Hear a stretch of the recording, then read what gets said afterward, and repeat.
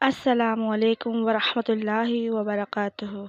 آج میں آپ کے سامنے طارق جمیل صاحب کا ایک زبردست بیان لے کر آئی ہوئی ہوں۔ طارق جمیل صاحب ایک ایسی ہستی ہے جسے پوری دنیا جانتی ہے، اور ان کے بیان اتنے زبردست بیان ہوتے ہیں۔ تو چلیے ان کا یہ بیان سنتے ہیں، جن میں انہوں نے کہا ہے کہ ہماری دعائیں کیوں قبول نہیں ہوتی۔ چلیے ان کے بیان کو پورا سنتے ہیں۔ اس ویڈیو کو لائک ضرور کرنا۔ کیوں ہماری دعائیں اٹکی ہوئی ہیں؟ کہ ہم باغی لوگ ہیں، ہم باغی مسلمان ہیں۔ شام پہ پہلا اٹیک ہوا، عمرو بن عاص رضی اللہ تعالیٰ عنہ، 8,000 کا لشکر۔ ان کو روم کو خبر ہو گئی تھی، تو انہوں نے 1,00,000 کا لشکر بھیج دیا تھا۔ جرجیس اس کا سالار تھا، رومن بادشاہ کا بھائی۔ تو وہ 8,000 1,00,000 نے ان کو گھیرے میں لے لیا۔ تو حضرت واصلہ رضی اللہ تعالیٰ عنہ اس جنگ میں شریک ہیں۔ وہ کہتے ہیں کہ ہمیں یقین ہو گیا آج ہماری قبریں یہاں بنے گی۔ اور عرب کی عادت تھی جنگ میں شعر پڑھتے تھے ابھارنے کے لیے، لیکن حضرت واصلہ فرماتے ہیں اس دن ہمیں شعر بھول گئے، ہماری زبان پہ ایک لفظ تھا، یا رب محمد انصر امت محمد، اے رب محمد امت محمد کی مدد فرما۔ کہ یہ ہماری زبان پر تھا، تلوار ہاتھ سے چل رہی تھی، زبان اللہ کو پکار رہی تھی۔ حضرت عبداللہ بن عمر، حضرت عمر کے بیٹے بھی اس جنگ میں شریک ہیں، فرماتے ہیں جب سورج ڈھلا تو ہم بار بار آسمان کو دیکھ رہے تھے۔ میں نے جب اوپر نگاہ دوڑائی تو میں نے دیکھا انفرجت فی السماء فرجۃ، آسمان کا دروازہ کھل گیا، وخرجت منہا خیول شہب، اور اس سے شہابی رنگ کے گھوڑے اور ان کے اوپر سوار، ان کے سروں پہ سفید پگڑیاں، اور سب سے آگے ایک سوار تھا جس کے ہاتھ میں لمبا نیزہ تھا۔ وہ آن سے پکار رہا تھا، ابشروا یا امت محمد، اے امت محمد تمہیں بشارت، قد اتاکم اللہ بالنصر، اللہ تمہاری مدد کو آ گیا۔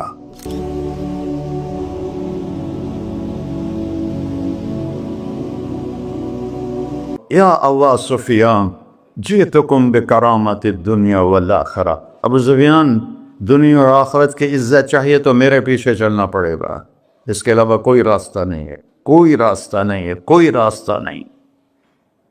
ایک ہی طریقہ باقی ہے، ایک ہی راستہ باقی ہے، وہ ہے محمد الرسول اللہ۔ لا یؤمنون حتی یحکموک فیما شجر بینہم، اپنے ہر معاملے میں جب میرے نبی آپ کو فالو کریں گے تو میں ان کا بن جاؤں گا، یہ میرے بن جائیں گے۔ یہ مانگیں گے میں دوں گا، یہ سوال کریں گے میں پورا کروں گا، یہ مدد مانگیں گے میں مدد کروں گا۔ کیوں ہماری دعائیں اٹکی ہوئی ہیں؟ کہ ہم باغی لوگ ہیں، ہم باغی مسلمان ہیں، ہم باغی مسلمان ہیں۔ شام پہ پہلا اٹیک ہوا، عمرو بن عاص رضی اللہ تعالیٰ عنہ، 8,000 کا لشکر۔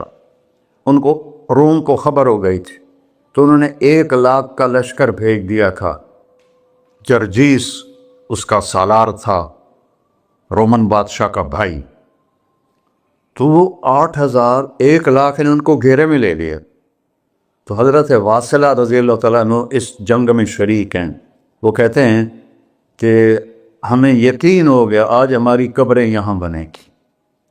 اور عرب کی عادت تھی جنگ میں شعر پڑھتے تھے ابھارنے کے لیے، لیکن حضرت واصلہ فرماتے ہیں اس دن ہمیں شعر بھول گئے، ہماری زبان پہ ایک لفظ تھا، یا رب محمد انصر امت محمد، اے رب محمد امت محمد کی مدد فرما۔ کہ یہ ہماری زبان پر تھا، تلوار ہاتھ سے چل رہی تھی، زبان اللہ کو پکار رہی تھی۔ حضرت عبداللہ بن عمر، حضرت عمر کے بیٹے بھی اس جنگ میں شریک ہیں، فرماتے ہیں جب سورج ڈھلا تو ہم بار بار آسمان کو دیکھ رہے تھے۔ میں نے جب اوپر نگاہ دوڑائی تو میں نے دیکھا انفرجت فی السماء فرجۃ، آسمان کا دروازہ کھل گیا، وخرجت منہا خیول شہب، اور اس سے شہابی رنگ کے گھوڑے اور ان کے اوپر سوار، ان کے سروں پہ سفید پگڑیاں، اور سب سے آگے ایک سوار تھا جس کے ہاتھ میں لمبا نیزہ تھا۔ وہ آن سے پکار رہا تھا، ابشرو یا امت محمد، اے امت محمد تمہیں بشارت، قد اتاکم اللہ بالنصر، اللہ تمہاری مدد کو آ گیا۔ فرماتے ہیں وہ ایسے آئے اور ہمارے اندر غائب ہو گئے، اور آدھے گھنٹے بعد 1,00,000 کا لشکر دوڑ رہا تھا 8,000 کے سامنے۔ کبھی ہم بھی تم میں بھی چاہا تھی، کبھی ہم بھی تم میں بھی راہ تھی، کبھی ہم بھی تم بھی تھے آشنا، تمہیں یاد ہو کہ نہ یاد ہو۔ میرے نبی کی زندگی مکمل نمونہ ہے، مکمل، اس کو فالو کرنا ہے۔ پھر بلڈر بنو، ذمہ دار بنو، پھر ڈاکٹر بنو، پھر تاجر بنو، سائنسدان بنو، عورت ہے مرد ہے جو بھی ہے، کامیابی اس کے ماتھے کا جھومر بن جائے گا کہ وہاں ایک ہی سکہ چلتا ہے، وہ محمد رسول اللہ۔ تو بھائیو، مجھے یہی مختصر بات کرنی تھی کہ اس دنیا کے پیچھے ان دو ہستیوں کو پیچھے نہ کرو، ان کو ناراض نہ کرو۔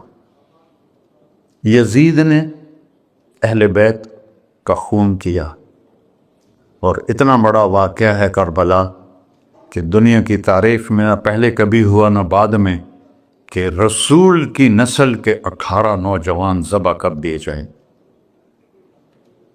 یزید 90,00,000 مربع میل پہ حکومت، 90,00,000 مربع میل، ٹھیک، 42 سال کی عمر میں مر گیا۔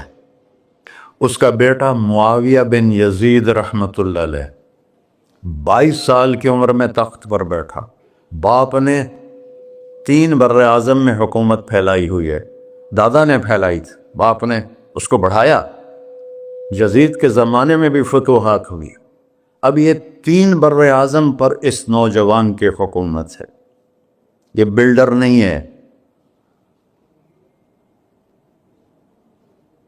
یہ بادشاہ آج کل کے صدر وزیر نہیں ہیں، 2 ٹکے کی ان کی قیمت کوئی نہیں ہے، مطلق بادشاہ ہے۔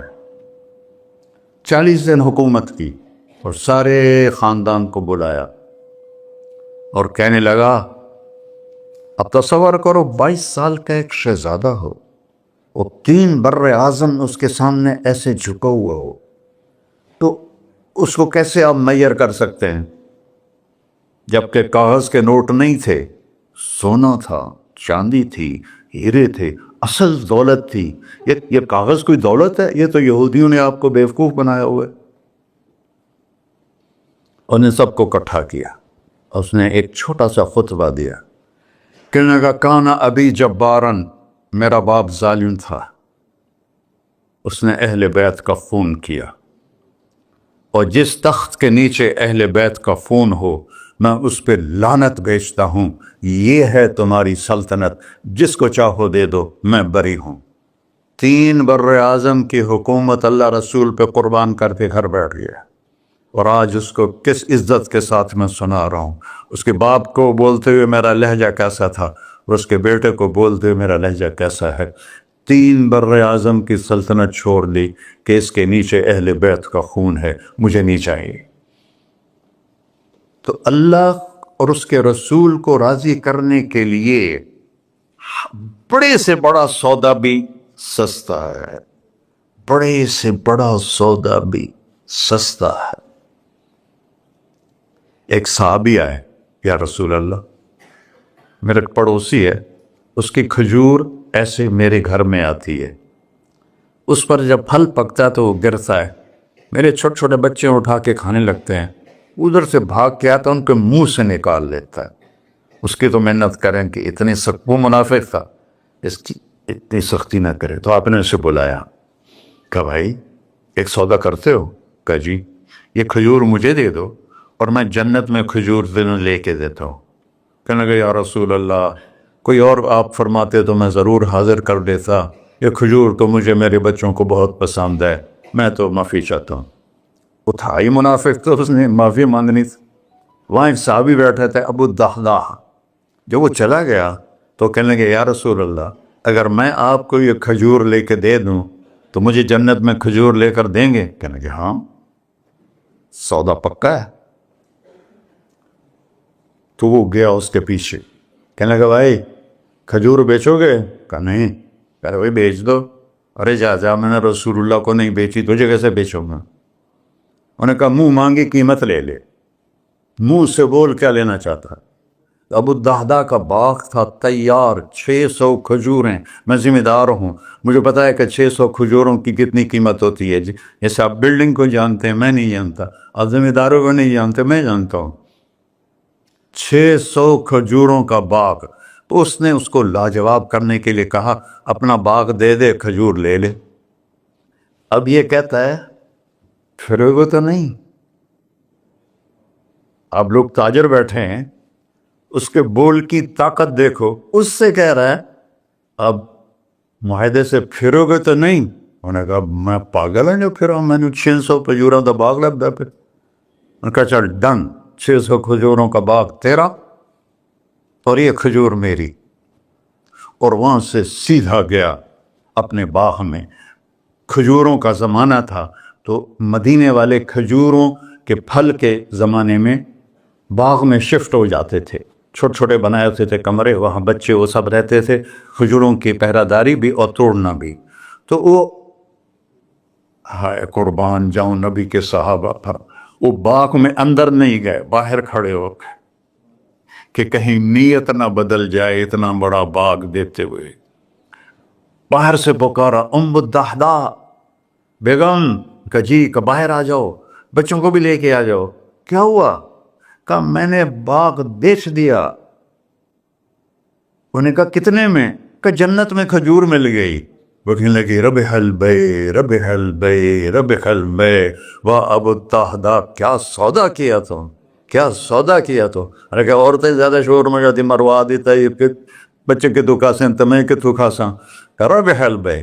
اس کے بعد بھاگا ہوا آیا اللہ کے نبی کے پاس, یا رسول اللہ میں نے کھجور خرید, آپ اس انصاری کو دے دے. تو آپ نے پوچھا کتنے میں خریدی ہے؟ کہ سارا باغ دے دیا ہے, کھجور لے لی. آپ نے کہا پہلا سودا کینسل. کم من عذق رداح ودار فیاح لأبی الدہداء. اب تیرے لیے میں دیکھ رہا ہوں تیرے رب نے جنت میں کھجوروں کے باغ لگا دیے ہیں, اور تیرے کوٹھے کی جگہ کھجوروں میں محل بنا دیے ہیں سونے چاندی کے.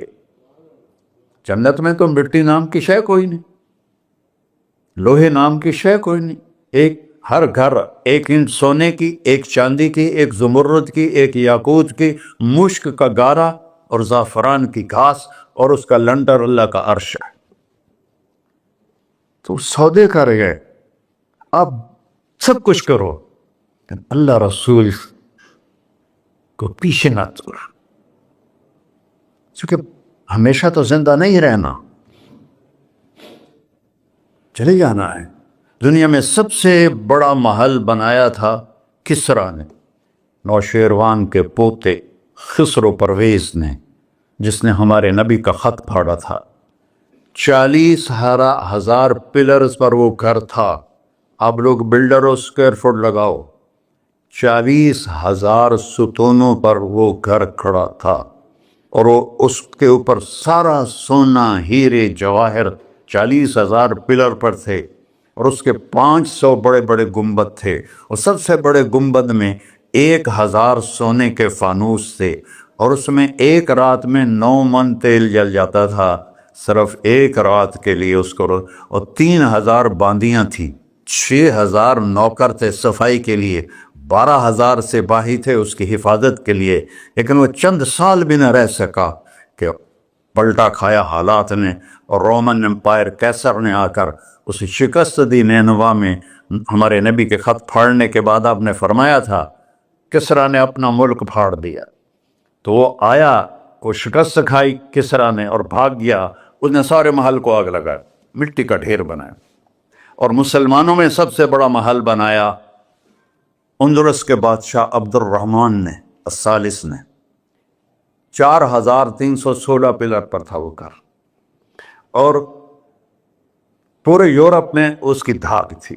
ہر طرف سے ہیرے آ رہے ہیں, موتی آ رہے ہیں, جواہر آ رہے ہیں. پورے پلر, پوری چھت سونے سے بنی تھی, اور پورے پلروں پر ہیرے جواہرات تھے. اور باہر ایک بڑا تالاب تھا, کس کا؟ پارے کا, پانی کا نہیں, پارے کا. اس میں کیا کرشمہ تھا، اس کو اس اینگل سے انجینئرز نے بنایا تھا کہ سورج کی شعائیں جب پارے پر پڑتی تھیں تو پارا تو ہلتا ہے، کھڑا نہیں رہتا، تو شعائیں ایسے ایسے ڈانس کرتے کرتے کرتے محل پہ پڑتی تھیں تو لگتا تھا پورا محل رقص کر رہا ہے۔ اب میں وہاں گیا تو ایک کوٹھے کے سوا وہاں کچھ بھی نہیں تھا، وہ بھی کوٹھے کی چھت نیچے گری ہوئی تھی۔ تو آپ لوگوں کو دیکھو، ہمارے نبی پہ قربان جائے، انہوں نے ہمیں کیسی پیاری زندگی دی۔ وضو سے پہلے ایک دعا سکھائی ہمارے نبی نے، ہم 5 دفعہ تو کم از کم کرتے ہیں وضو، کہ اللہم اغفر لی ذنبی ووسع لی فی داری وبارک لی فی رزقی۔ دنیا بھی جوڑ دی، آخرت بھی، یار میرے کو نا معاف فرما، مجھے بڑا گھر دے، مجھے کھلا گھر دے، مجھے کھلا کر دے، اور میرے رزق میں برکت دے۔ کھلا گھر اللہ کی نعمت ہے، آپ لوگوں کو میسر کر رہے ہیں سہولتیں، آپ کو اجر ملے گا اگر اس میں جھوٹ نہ ہو، سود نہ ہو، کھوٹ نہ ہو، ہیرا پھیری نہ ہو، وعدہ خلافی نہ ہو، تو یہی آپ کی جنت کا راستہ ہے۔ تو اللہ رسول سے صلح کر لو بھائیو، بس میری اتنی گزارش۔ اور آخر میں ایک حدیث سناتا ہوں، 10 لاکھ حدیثیں ہیں میرے نبی کی، ایک سناتا ہوں، ساری کور ہو جائیں گی۔ ایک تو ہے فرض، نماز نہیں چھوڑنا، روزہ نہیں چھوڑنا، زکوٰۃ نہیں چھوڑنا، حج فرض ہے نہیں چھوڑنا۔ اس کے بعد میرے نبی نے کہا 4 چیزیں مجھ سے لے لو، 5 میں نہیں کہیں، کہ 4 باتیں مجھ سے لے لو، صرف 4 باتیں مجھ سے لے لو، دنیا بھی تمہاری ہے، آخرت بھی تمہاری۔ سبحان اللہ۔ اور اس سے زیادہ کیا آسانی دے میرا نبی، اتنے 100 نفل پڑھو ہوتے، اتنے عمرے کرو ہوتے، اتنے حج کرو ہوتے، اتنی تہجد پڑھو ہوتے، تو سارے مر گئے اس سے، کہ 4 باتیں لے لو، دنیا میں بھی مزہ رہے گا، آخرت میں۔ پہلی بات کیا ہے؟ صدق و حدیث، ہر معاملے میں سچ بولنا، جھوٹ نہ بول۔ ایک صحابی نے پوچھا یا رسول اللہ، مسلمان بزدل ہو سکتا ہے؟ اب نے کہا کنجوس ہو سکتا ہے؟ اب نے کہا جھوٹ بول سکتا ہے؟ کہ نہیں، جھوٹ نہیں ہو سکتا، سچ بول، سچ کی قیمت ادا کرو۔ حفظ و امانت، کسی کو دھوکہ نہ، چیز کوئی اور ہو، دکھا کوئی اور رہے ہو، میٹیریل کوئی اور ہے، بتا کوئی اور رہے ہو۔ حفظ و امانت، دیانتداری سے کام کرو، کسی کو دھوکہ نہ دو۔ آپ نے فرمایا میں اپنے امتی سے ہر گناہ کی توقع رکھتا ہوں، بشر ہے بیچارہ، لیکن میرا امتی ہے تو 2 نہیں کرے۔ واہ یا رسول اللہ، آپ نے کیا چاہا اور ہم نے کیا کیا، کہ 2 کام نہیں کرے گا، ایک جھوٹ کبھی نہیں بولے گا، ایک دھوکہ کبھی نہیں دے گا۔ اور سب ہمارے، میں تو 100 ملک پھرا ہوں، مسلمان جھوٹ اور دھوکے میں پھنسے پڑے، غرق ہوئے پڑے، چاہے عربی ہیں چاہے غیر عربی ہیں، مالدار ہیں فقیر ہیں، اس گندگی میں سب ڈوبے ہوئے۔ تو صدق و حدیث، سچ بولو، حفظ و امانت، دھوکہ نہیں دیا۔ تیسری کیا ہے؟ حسن و خلیقت، اخلاق اچھے کر، اخلاق اچھے کر۔ اور اخلاق اچھے کرنے کے لیے ایک کام کر لی، اس کو تالا لگا، صرف ایک کام، اس سے کوئی گالی نہ نکلے، جھوٹ نہ نکلے، غیبت نہ نکلے، طنز نہ نکلے، بے عزت نہ کرو۔ عام طور پر ہمارے ماحول میں نوکروں کو بہت ڈانٹ ڈپٹ ہوتی ہے، اس کو قابو میں رکھو۔ سوچو اسی جگہ میں ہوتا نوکر تو میں یہ پسند کرتا۔ اپنے اخلاق کی چابی ہے زبان کا میٹھا بول، اور خاص طور پر والدین کے ساتھ، اور سب سے زیادہ اہم بیوی کے ساتھ۔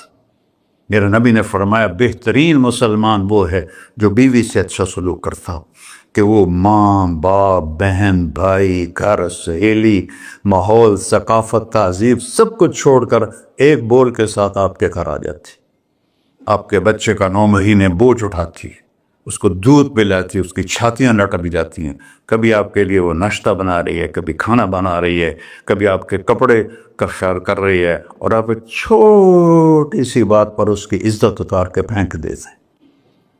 تو میرے نبی نے فرمایا سب سے بہترین مسلمان وہ ہے جو بیوی کے ساتھ حسن سلوک کرتا ہو۔ پھر آپ نے کہا اور میرا سلوک اپنی بیویوں سے سب سے زیادہ اچھا ہے۔ اظہار محبت کرو ماں سے، باپ سے، اولاد سے، بیوی سے، اظہار بہت ضروری. یہ پریزنٹیشن اظہار ہی تو تھا. یہ اظہار نہ ہو تو پتہ کیسے چلے؟ اپنے ماں کے پاؤں چومو، باپ کا ماتھا چومو، ان کے آگے نوکر بن کے کھڑے ہو. بیوی سے کہو مجھے تم سے بہت پیار ہے. وہ اچھا کپڑا پہنے تعریف کرو، اچھا کھانا بنائے تعریف کرو. انسان بھوکا ہے اس چیز کا. میرے نبی سے بڑھ کر کوئی ہو سکتا ہے؟ آپ حضرت عائشہ سے فرما رہے ہیں، چونکہ حضرت عائشہ کماری بھی تھی، چھوٹی بھی تھی. حضرت عائشہ جس نے اللہ کو دیکھا ہو اس کے لیے عورت کوئی چیز نہیں ہے. ایک حدیث سناتا ہوں، مالی فی النساء من رغبہ، مجھے عورتوں کی کوئی رغبت نہیں. اللہ کو دیکھنے کے بعد کس چیز کی رغبت؟ ہم نے کہا عائشہ انہ لیہون علی الموت ان اریتک زوجتی فی الجنہ. عائشہ جب سے مجھے پتہ چلا ہے نا تو جنت میں میری بیوی ہے تو مجھے تو موت ہی اچھی لگنے لگ گئی. یہ اظہار محبت ہمیں سکھایا.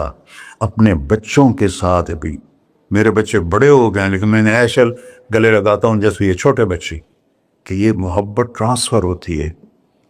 ہم اظہار نہیں کر سکتے. اور بچوں پر اپنی رائے مسلط نہ کہو کہ وہ بڑے ہو جائیں تو شریعت نے ان کو حق دیا ہے. اس سے آپ کا گھر خوبصورت بن جائے گا. یہ میرے نبی کی پیاری زندگی کے چند صفحات میں نے آپ کے سامنے پیش کیے ہیں. تو طویل داستان ہے، سناتے سناتے عمر بھی بیت جائے تو ایک ذرہ بھی ادا نہ ہوگا.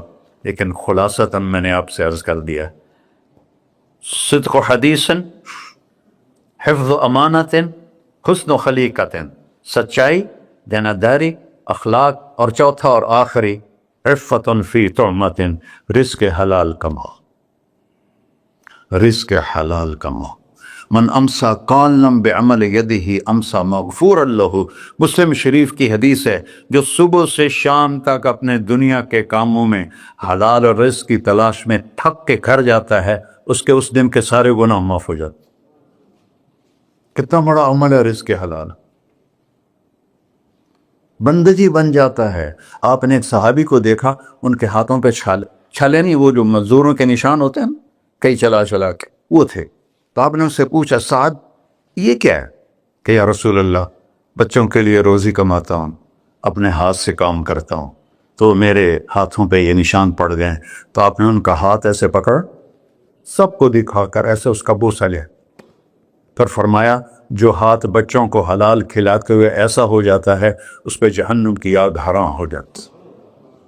صرف نماز سے نہیں گناہ معاف ہوتے، حج سے نہیں معاف ہوتے، رزق حلال کے کمانے سے بھی روزانہ کی صفائی ہو جاتی ہے. ابھی سودا ہے اللہ رسول سے کر لو تو موج ہی موج ہے، اور اگر انہیں بکھیڑوں میں پڑے رہے تو مر کے زیرو ہی ہونا ہوتا ہے، کچھ بھی ساتھ نہیں جاتا. تو اللہ مجھے بھی توفیق دے، اللہ آپ کو بھی توفیق دے کہ ہم اپنے نبی کی زندگی کو اور اپنے رب کو سامنے رکھ کر زندگی گزاریں. اور آپس میں اگر لڑے ہوئے ہو صلح کر لو. آپس میں کوئی لڑو، دیکھو جھگڑا ہو جاتا ہے، بول چال بند نہ کرو.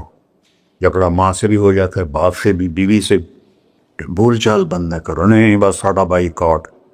ہم تو پنجابی لوگ ہیں، دیہاتی کو تھوڑی اونچ نیچ ہو جائے تو ہماری لینگویج اساں لیکا چھک دیتا ہے، سمجھو، ہم نے لکیر لگا دی ہے، نہ انہاں دے مرن تے جاونا ہے نہ انہاں دی شادی تے جاؤ.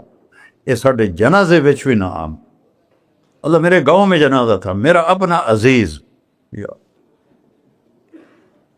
اس کی والدہ فوت ہو، تو رشتہ داروں میں قریبی رشتہ دار جنازے میں پہلی صف میں کھڑا تھا. تو جنازے پر تو سب کے دل نرم ہو جاتے ہیں. جب اس نے دیکھا نا کہ میاں صادق میری ماں دے جنازے چ باہر نکل جا، یہ تہذیب ہے ہماری. تو جھگڑا ایک فطری چیز ہے، لیکن بول چال بند نہیں کرنی ہے، دل میں نفرت نہیں پالنی ہے، اس کو صاف کر کے معاف کرنا ہے. اللہ بہت خوش ہوتا ہے. اور میاں بیوی میں جھگڑا ہو جائے اور وہ صلح کر لیں، اللہ ان کے پچھلے سارے گناہ معاف کر دیتا ہے. کیا مزے کی بات. السلام علیکم. دعا فرما، دعا فرما ہے. اچھا بھائی بیٹھ جائیں، دعا کر لیں. أنت أهله وصل على محمد كما أنت أهله وفعل بنا ما أنت أهله إنك أهل التقوى وأهل المغفرة۔ یا اللہ یہ سارے دوست احباب تیری محبت میں آئے ہیں، ہم سب نے تیرے نام کو زندہ کیا ہے، ہماری یہ محفل قبول فرما اور ہماری یہ مجلس قبول فرما، اور یا اللہ جو کچھ کہا ہے اس کے مطابق ہماری زندگی بنا دے، اور یا اللہ جو ہم نے نیت کی ہے کہ غزہ کے مسلمانوں کو گھر دینا ہے، چھت دینی ہے، ان سب کو یہ کسی ایک آدمی کے بس کا کام نہیں ہے، یہ سارے مل کر کریں، ہم بھی کریں، اس کی ہمیں توفیق نصیب فرما۔ تیرے نبی کا فرمان ہے جو میری امت کی دنیا کا خیال نہیں کرتا وہ مجھ سے نہیں ہے، اور اس وقت سب سے محتاج امت غزہ کے اہل ایمان ہے۔ تو یا اللہ ان سارے بھائیوں کو ہمت دے، توفیق دے، ہمیں وہاں تک پہنچانے کا وسیلہ تو نے بنایا ہوا ہے، ہمیں یہ امانتیں ان تک پہنچانے کی توفیق دے، ان کے کاموں میں برکت دے، ان کے قرضوں کو اتار دے، ان کو سود سے بچا دے، ان کو دیانتداری نصیب فرما، شفافیت نصیب فرما، مرتے وقت ہم سب کو کلمہ نصیب فرما۔ وصلی اللہ علی نبی الکریم۔ میرے نبی کے پردادا حضرت ہاشم بن عبد مناف کو غزہ میں دفن ہے، اور اس ملک میں عیسیٰ علیہ السلام، موسیٰ علیہ السلام، ہارون علیہ السلام، زکریا علیہ السلام، یحییٰ علیہ تو السلام، آپ کو داؤد علیہ طارق جمیل السلام، صاحب کا یہ سلیمان علیہ بیان کیسا السلام، لگا اتنے پلیز کمنٹ نبی باکس میں اس ضرور مٹی میں بتائیں، دفن ہیں۔ اور اگر میرے تو چینل اللہ پر کو نئے ہیں ہمت تو دے، میرے کھل چینل کر کو خرچ ضرور کریں، سبسکرائب اللہ کریں۔ واپس کرتا ہے۔ جزاک اللہ۔